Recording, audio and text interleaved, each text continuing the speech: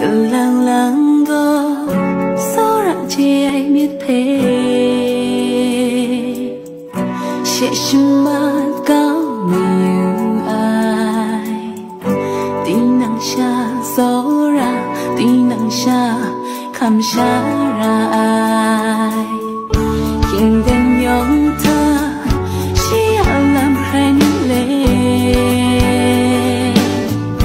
nhật ra ngay thế khi bằng ai nhẹ sâu ra biết thế chỉ nghĩ rằng chế yang mày na gầy sâu ra chế ai mơ cho đã sáng hoặc thì ai rây cùng ngày sẽ từ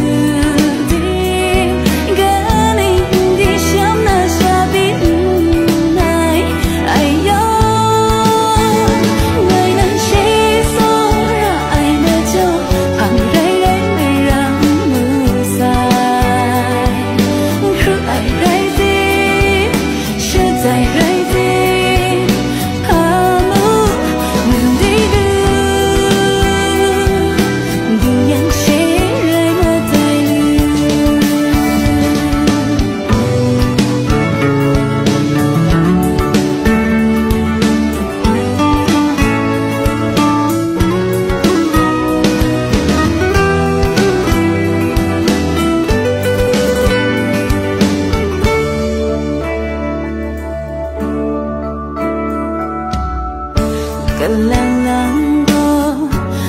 sâu rạ xanh na ngày lễ xuân đất mình như ai